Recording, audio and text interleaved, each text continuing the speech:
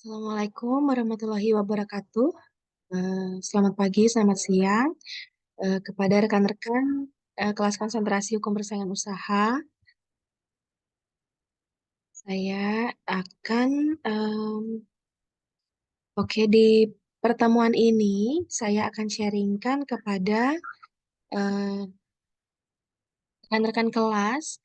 Saya ingin membuat suatu em, tugas untuk kelompok di kelas ini, kelas hukum persaingan usaha, untuk membuat suatu publikasi, ya, membuat suatu publikasi jurnal hukum. Standarnya mengikuti standar yang ada di Uniba, ya. Jadi bisa Lex Suprema atau bisa de jure, Nah, saya sudah mencoba untuk memberikan beberapa topik terkait persaingan usaha yang bisa Bapak Ibu rekan-rekan angkat dalam penelitian untuk publikasi ini. Saya melihat ada 6 topik, ya. Ini topik yang sedang terjadi kasusnya di KPPU. Ada juga topik-topik yang saya rasa kira-kira apakah ini bertentangan dengan konsep dari anti monopoli atau persaingan usaha, seperti itu, ya. Misalnya yang pertama, kasus PT Telkom dengan Netflix. Nah, ini memang kasus ini sedang berjalan di KPPU, ya, masih berjalan. Nah, bagaimana menurut rekan-rekan dalam kelompok yang mengambil kasus nomor satu ini, misal kalau mau mengambil kasus ini, lalu kelompok dua mungkin bisa mengambil topik ini.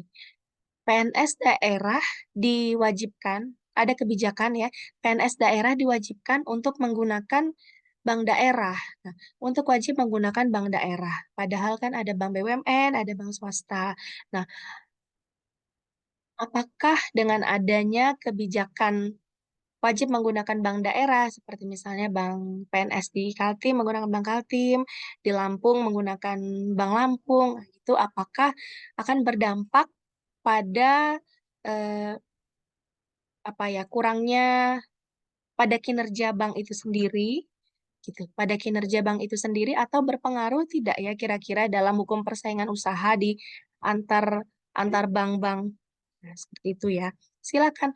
Jadi dalam tugas ini akan ada kesimpulan dari kelompok di bagian akhir jurnal Anda, ya.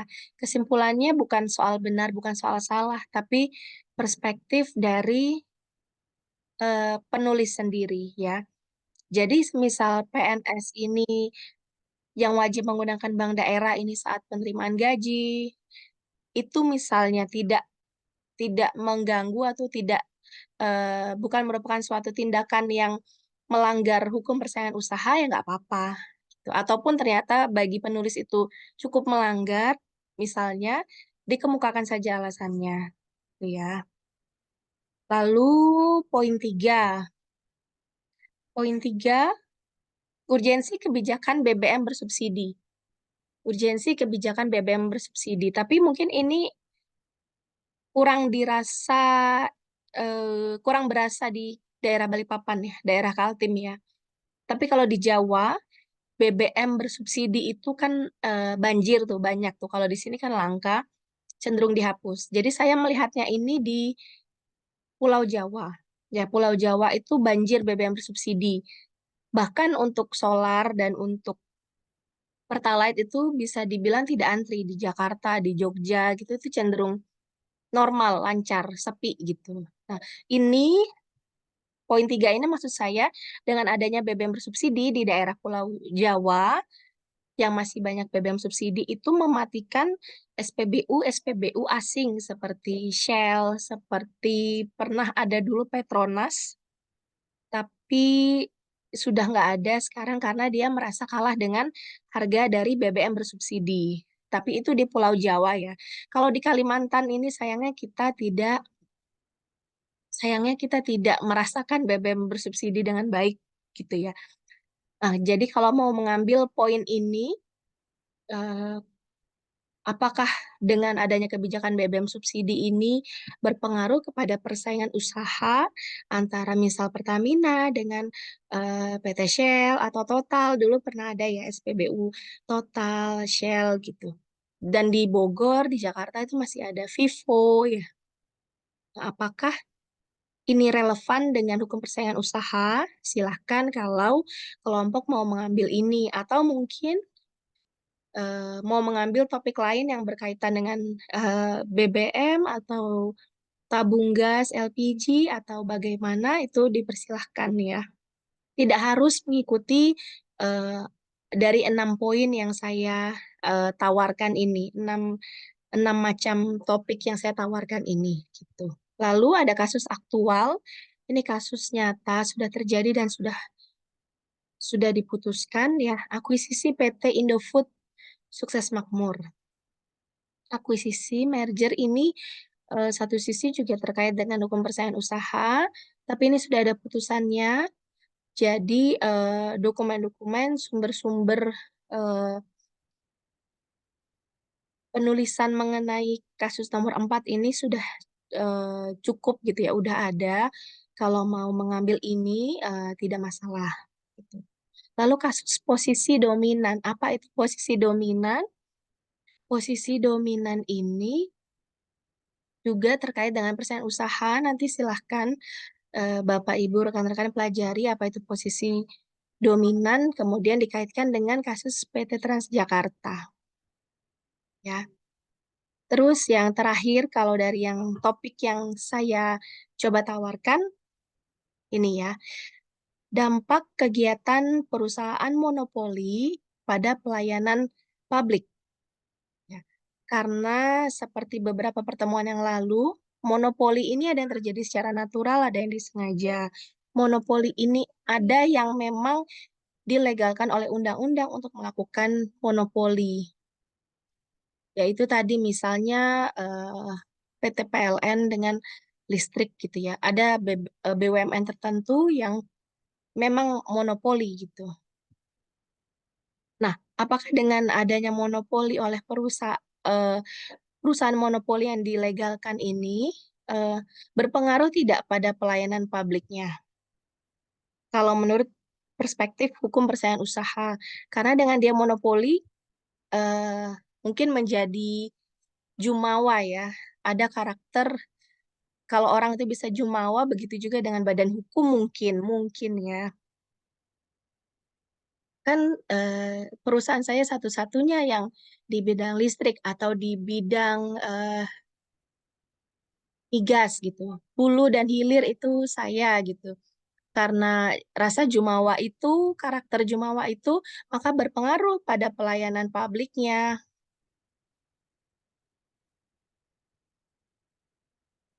Pelayanan publiknya menjadi kurang kurang apa ya, kurang maksimal gitu. Jadi ini mirip ini ya, perlindungan konsumen ya kaitannya ya. Bagaimana konsumen atau nasabah atau customer itu mendapatkan pelayanan publik dari perusahaan monopoli yang eksis di Indonesia gitu. Semoga bisa dipahami ya. Jadi ini 6 topik yang saya bisa tawarkan ke rekan-rekan.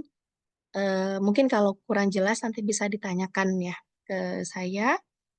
Tapi silahkan juga bebas untuk rekan-rekan, Bapak Ibu memilih topik lain ya. Topik lain yang dirasa Bapak Ibu dan rekan-rekan itu em, lebih menarik. Atau memang selama ini Bapak Ibu bergulat dengan itu dalam pekerjaan atau dalam usaha, dalam kegiatan sehari-hari itu dipersilahkan. Yang pasti semuanya harus berkaitan dengan hukum persaingan usaha.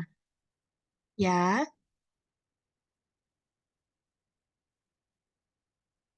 jadi dalam penulisan jurnal ini atau publikasi hukum ini, silahkan buat berkelompok, bisa 3 orang, tapi maksimal itu 4 orang. Atau mau berdua juga boleh ya, berdua juga boleh, sendiri juga boleh ya. Yang pasti kalau dalam penulisan suatu jurnal itu kan penulisnya maksimal 4 ya, maksimal 4. minimal satu apa dua ya. Gitu. Jadi idealnya buatlah tiga atau empat orang maksimal.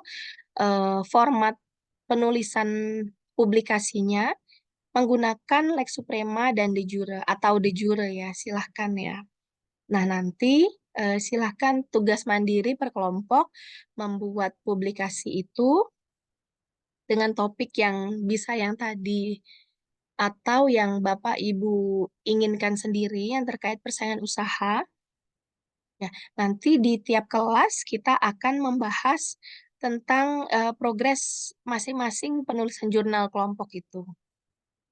Ya, dimulainya nanti 2 minggu ke depan, 4 Mei. Jadi 2 minggu awal ini silakan Bapak Ibu memilih topik, melakukan riset awal eh, tentang sumber-sumber hukumnya, sumber-sumber putusan kalau ada, legalitasnya. Nah, silakan itu dicari, bisa topik yang tadi ataupun topik bebas yang berkaitan dengan persaingan usaha. Nah, selesainya nanti ketika jurnal, saya berharap penulisan atau publikasi Bapak Ibu rekan-rekan ini benar-benar bisa dipublish di baik di Lex Suprema ataupun de jure ataupun jurnal ataupun jurnal lain gitu ya. Ataupun di jurnal lain, jurnal nasional atau di jurnal universitas lain itu boleh. Yang penting sebisa mungkin karya Bapak Ibu ini terpublish ya. Karena di sini Bapak Ibu akan belajar, akan meneliti, akan menulis ya, menulis sebuah rumusan hukum, meneliti sendiri. Jadi ada kualitas di dalam penulisan jurnal ini ya. Mungkin Bapak Ibu juga sudah pernah melakukan publikasi di De Jure mungkin ya, karena udah tingkat atas atau di Lex Suprema, nggak apa-apa, silakan tulis lagi. Karena semakin banyak publikasi ini bermanfaat untuk Bapak Ibu juga ke depannya ya. Nah, ketika sudah ada draft final dari jurnal yang Bapak Ibu buat itu menjadi eh,